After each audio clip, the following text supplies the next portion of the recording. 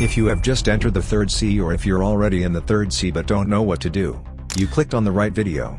That is because in this video I will show you exactly what you need to get and do in order to make 3rd sea insanely easy. So if you want to reach that max level as fast as possible, make sure you watch this video till the end.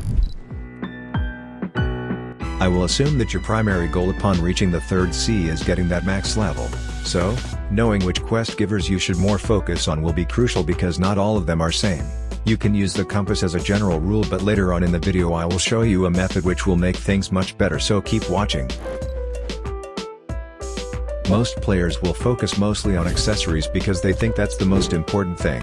And don't get me wrong, they are really important. So which accessories should you use in 3rd sea? Well, that kind of depends on what you're trying to achieve. But assuming you want to level up as fast as possible, then I would recommend you the Buddha build. So what exactly should you use? Well, if you're using the Buddha, then the ghoul mask will be the best accessory for you because of its insanely high health regen buff. But of course you can use other accessories as well. Bandana is good, hunter cape also. How to get them? You can get the ghoul mask at the cursed ship in 2nd sea for 50 ectoplasm. Bandana and hunter cape are obtained by defeating elite pirates, and when you reach max level you can go with the new dragon accessories or something like pale scarf because of insane PvP buffs. When it comes to fruits in the 3rd sea, there is a lot of fruits to choose from. That's because you probably have some pelly stacked up and a lot of fruits in inventory. So which one should you go with? Well, if you don't care about the fun and just want to grind it out, of course I will recommend you the Buddha. But if you're into changing your fruits and playstyles, then there are a couple of fruits I would recommend you. So, Magma is really good both for PvP and grind, Dough is really fun to play, Venom also. Dragon is insanely overpriced now because of its rework, but that's for a reason because it's so good. And 2 more fruits I will recommend you are Leopard and Kitsune, but that's more for PvP. So just stick to them and you'll be good in the 3rd sea. Now let's also go over the swords and fighting styles you would want to use in the 3rd sea. So, again, if you're Buddha user you won't need any swords, but the fighting style you want to use is Superhuman and later on evolve it to Godhuman. Why that? Well, that's because Superhuman is not that hard to get and is an insanely good fighting style, and for the Godhuman you will need to get every other fighting style. So during that process you will see which one suits your playstyle the best, and also you will get the best fighting style in the game, which is Godhuman. But if you're not a Buddha user, then we have a couple of things to choose. Again, for the fighting style I will recommend you getting the Godhuman because that is the best fighting style overall. But also we have the Sharkman Karate, which is ideal for grinding, and the Sanguine Art or the Electric Claw, which are more for PvP. So it depends on you what you want. And for the swords it's easy to choose. Your main goal for swords in 3rd sea is getting the Yama and Tushita and the combined version of them called the Cursed Dual Katana. That is the best sword in the game apart from the Dark Blade, which is bought with Robux, but we can't assume everyone can buy that. If you don't want to grind out those swords you can also use the Saber V2, it's still really good even in 3rd sea.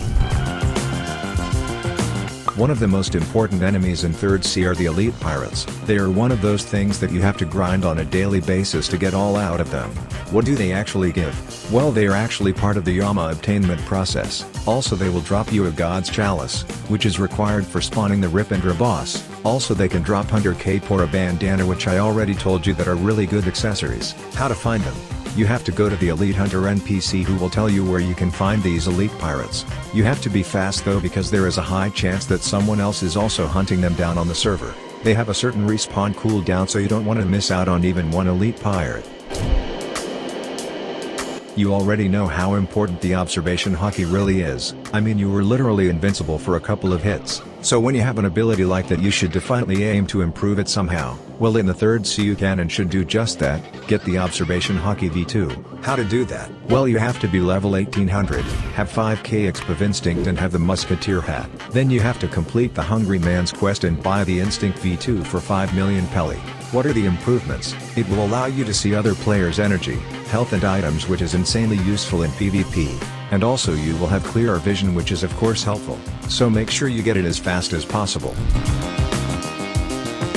The 3rd sea islands are really far away from each other, which makes it very time consuming to travel from one to another. So, the developers gave us a fruit called Portal, which allows us to teleport to any island whenever we want. But that means you have to use that fruit only, right? Well, yes, but there is an alternative method, and that's the portals. In order to gain access to these portals you have to defeat the Ripindra boss that I previously talked about. But when you do that you can find portals on the castle on the sea, mansion and one at the Hydra Island. That way you can travel between these 3 islands really fast. These 3 islands are the most important ones that you will need in the third sea, so these portals will be very useful when the time comes. In the first and second sea you have encountered some sea events like the sea beasts or ship raids, but in the third sea you will encounter a lot of new sea events. Most important ones are Prehistoric Island, Mirage Island, Leviathan, Kitsune Island and the Terror Shark.